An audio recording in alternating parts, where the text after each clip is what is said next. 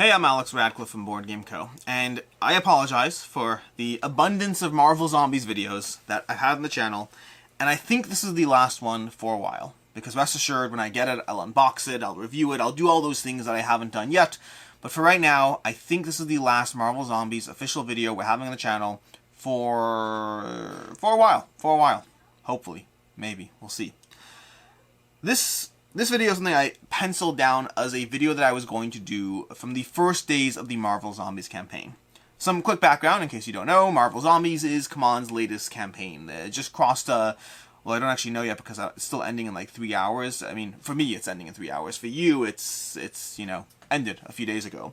But it looks like it's going to cross their most funded, well, it's CMON's most funded campaign ever, and it looks like it's going to cross the most funded Zombicide campaign ever, which was previously Green Horde with 27,000 backers, and it looks like we're going to hit that number. We're not going to hit the most funded CMON campaign ever in terms of backer count. That still goes to Rising Sun with 31,000 backers, but on all accounts, this campaign has been a huge success for CMON. It's inspired a lot of conversations, opinions from people who are begging for more expansions, more things they can buy, from people who are sick of the fact that there are people paying $600 for a horde of plastic garbage, and just, this is the definition of Kickstarter bloat. And I'm not heavily going to go into whether it is or isn't bloat. Honestly, I see it both ways. I do want even more content for this game as it stands, and I also recognize that I'm probably not going to be playing with all the content I have, at least not for a very long time.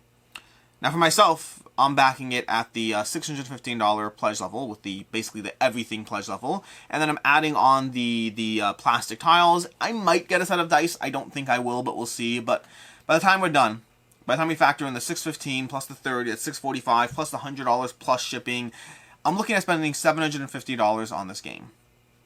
And in the first days of the campaign, when I said that it's likely going to be at least a $600 all-in for the game, I thought it'd be higher, by the way. The fact it was $615, and if you bet absolutely everything, it's like $645 or whatever it is.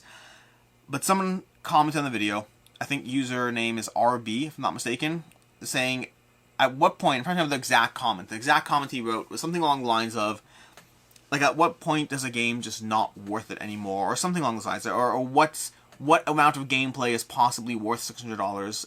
The exact nature of the question isn't really important, but the point of the question is. The point of the question is, how do you justify spending $600 on a single board game? Now, first of all you Kingdom Death Monster fans who have Kingdom Death Monster in your collection, you can now leave the video. You know the answer, we're good to go. And that could be true for any MTG players, or Warhammer players, or whatever it is else out there. I think there are a lot of different answers as far as how a game is worth that much, and this video is going to go back and forth between self-justifying the purchase, but actually giving reasons why things can or are worth it. But as a very first baseline, there are a lot of hobbies out there that have significantly more expensive entry points, including our own hobby. That little joke about Kingdom Death Monster, about MTG, about Warhammer, those aren't jokes. There are plenty of people who spend tons of money on single board game concepts. It's just rarer in the board game space. More often than not, you can get a great game for $30, for $40, for $50. You can get 10 to 15 great games for $600. And so it often feels like, at what point is too much too much? I don't have that as a firm answer, but I think that this video is likely going to be mostly a callback to a video I did a long time ago. I did a video called the top 10 worst value board games. And then I did a video paired with it about how to value a board game. What are the different ways you can actually put a value on the board game in front of you? Because there are a bunch. In my opinion, I have 3 primary values with a 4th that combines with the rest, and then any individual person's preferences will likely be some combination of those factors. And I'm going to apply that conversation. I'll link to that video down below if you want to watch that, but you'll honestly hit most of the main points here. I'm going to go through those main concepts and how I apply them to Marvel Zombies, and why, to me, I have zero regrets, zero concerns, and I think that it absolutely was a good use of my money, with the caveat that I think Galactus was not.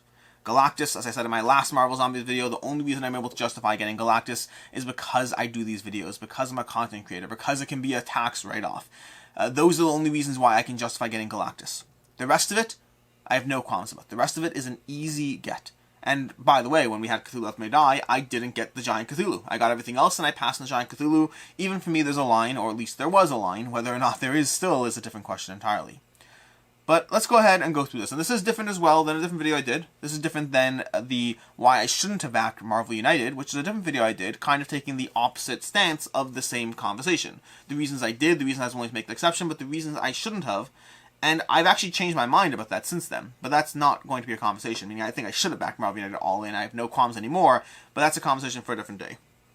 For right now, let's talk about Marvel Zombies. $600. $600 is the price point I'm going to stick with. Even though I'm spending around $750, like I said already, I think Galactus is a mistake. I'm not going to try to include that in my calculations. But the four primary methods of valuing a game, the four primary methods I talked about in that other video, are going to be consumption, commodity, experiential, and relative.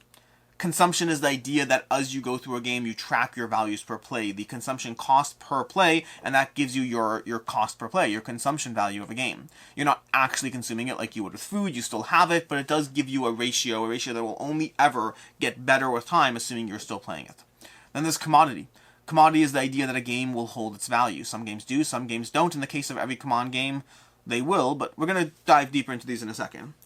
Then we have experiential, which is the idea that you can't always put a direct price tag on either the cost per play or the commodity value, but something just have a value because of the experience they provide. The most common example will be any vacation you ever take. If you track vacations that can run you thousands of dollars for even a few people, let alone an entire family, it can be thousands of dollars.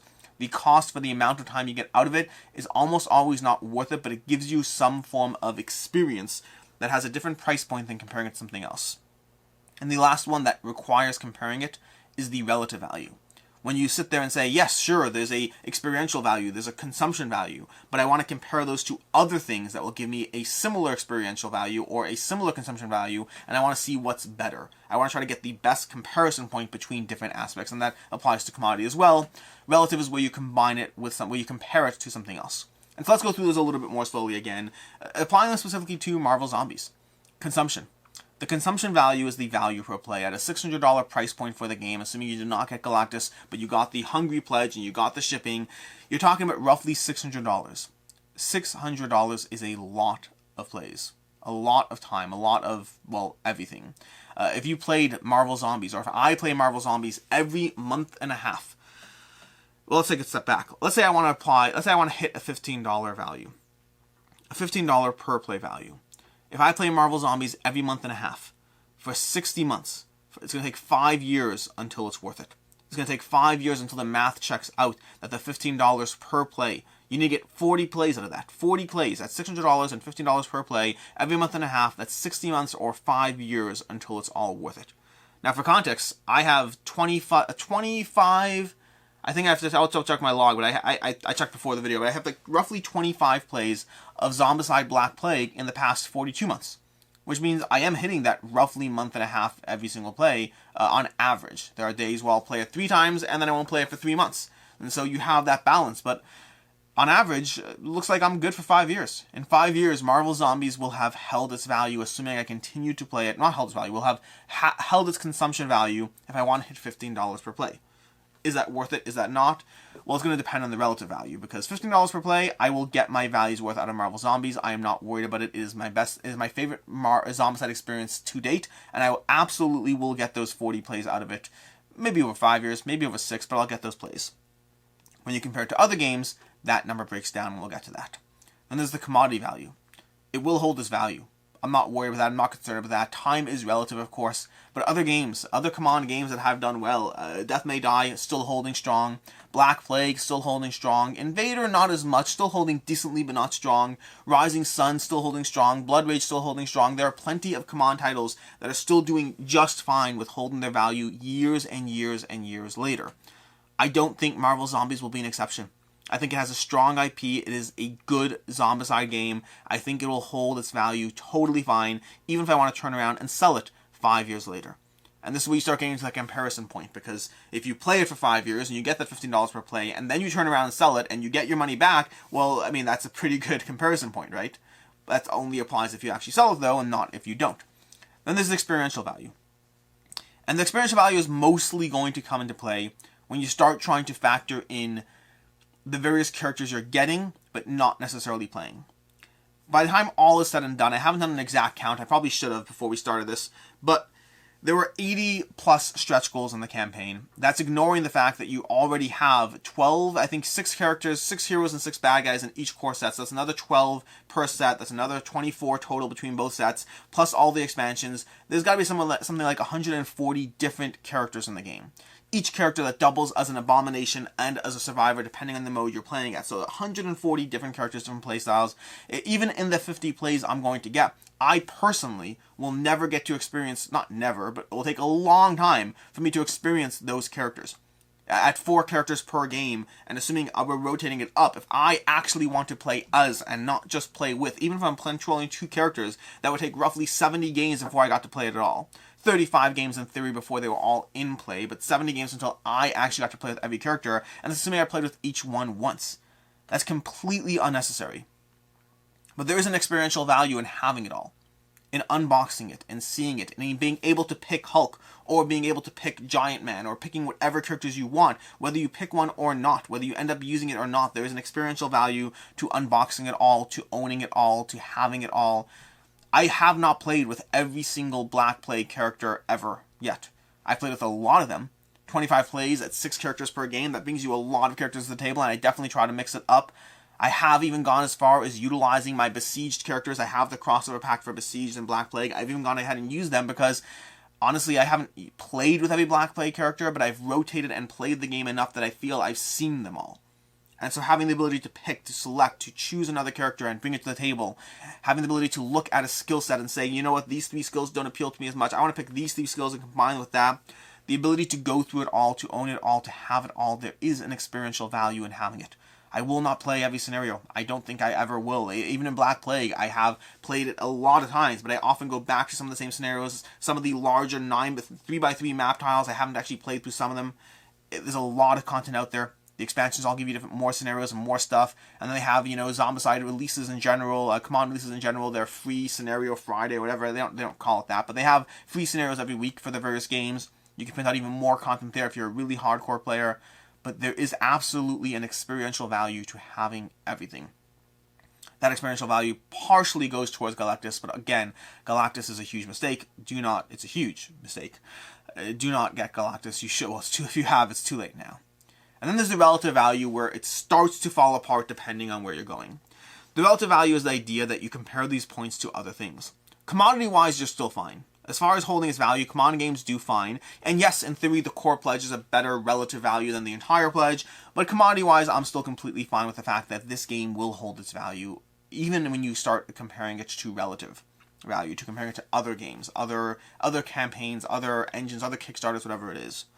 When you go to experiential, it's hard. It's hard because experiential is by its very nature a less comparable value. Experiential to a certain degree is often used as a justification for things that don't otherwise make sense. The idea that you can go on a family vacation for thousands and thousands of dollars, alternatively put that money towards improving the quality of your life. The comparison point of experiential often does fall apart almost inherently. I can still use it as justification. I can still get it. I can still do all these things, but it's hard to have a pure comparison point. I just recently played Unsettled. I'm loving that game. Do I love Unsettled more than Marvel Zombies? Will it seem play more? The cost point at coming in at a quarter the cost, is that a relative value? Like, how does that play out? What about Mind MGMT? One of my favorite games from 2021. Even with the deluxe version, it's still like $90. $90 for that, and I've played that game like 10 plus times in this past year alone. And forget year, the past few months alone. So you're going to have things that fall apart in terms of the general how good a game is and the price point it has.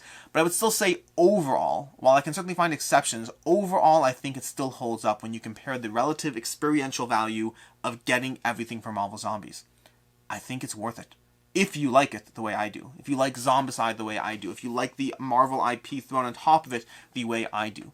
If you're as sure of your enjoyment of this series the way I am, then yeah, I think it's worth it. And I have had the benefit of having played it, so I know it's a good Zombicide experience. And then where it really falls apart, though, is the consumption value. Even at $15 per play, it'll take a theoretical 5 years, based on where I'm currently trending with Black Plague, for this to hold up. And sure, a bunch of those plays will be in the first few months. As soon as I get it, I'll play it a whole bunch. I'll dive into the team versus team. I'll get, my 10 plays in. But then things will ease off and taper off, and I'll see a play here and a play there, and I'll go 4 months, I'll see a play there. So yeah, 5 years to get to $15 per play. But other games see that cost per play drop below $15 so much quicker. The first time I play a Button Shy game, its cost per play has dropped below $15. The second time, it's halved even further.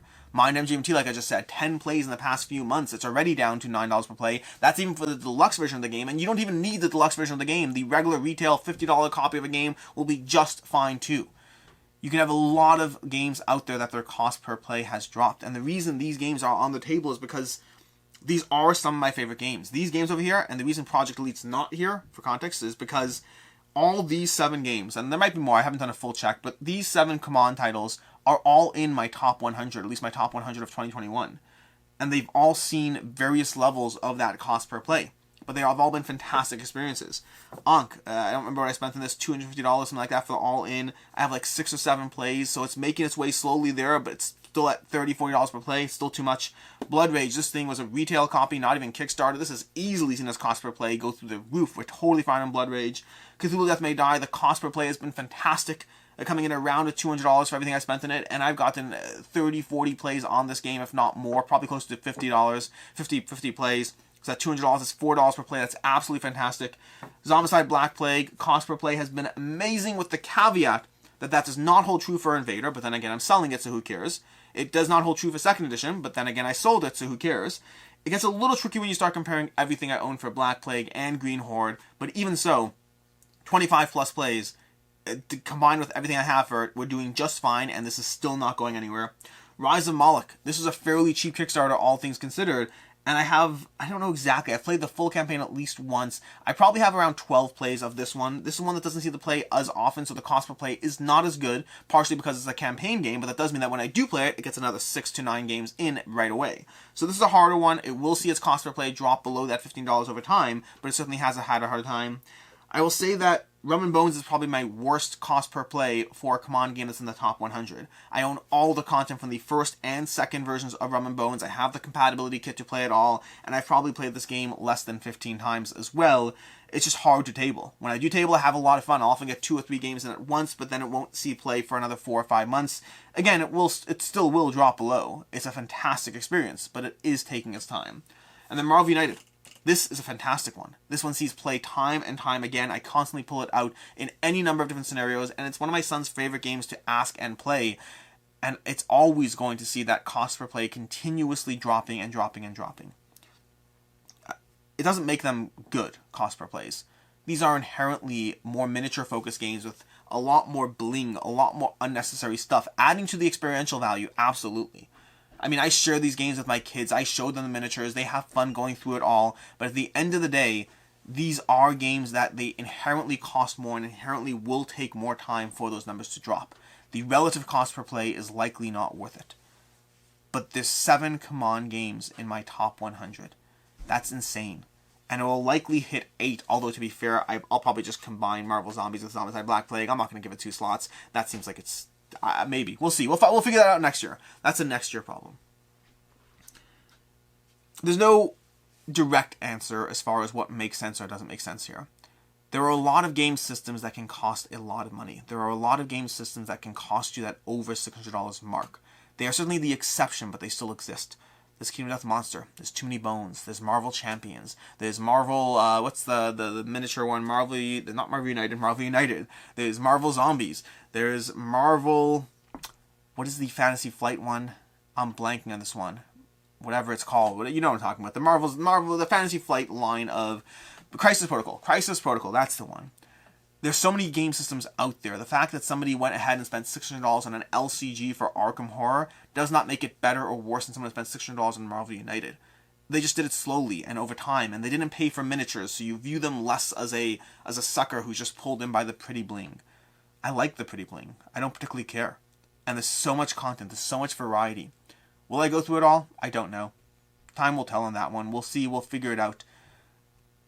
But as far as the original question, when is a game worth $600? The answer is when you decide it is. Whatever that answer might be. Now, there's some degree of justification involved. There's going to always be some degree of self-justification. But whether it's the experience, whether it's the commodity, whether it's the cost per play, whether it's the relative value to other games, whatever the answer is, the person who decides that they want to pay that money for the game, I mean, spend your money responsibly. That is important, always. I say this on the channel again and again and again. Please do not spend your rent money on Marvel Zombies. Don't. If you have to put down $1 on the Pledge Manager because you won't be able to afford it in 4 months, you probably shouldn't be getting the game. But assuming you can afford it, assuming it's not putting you in a bad situation, it's worth it when you decide it's worth it. Until next time, I'm Alex Radcliffe from Board Game Co. I hope you enjoyed this video, and as always, have a good one.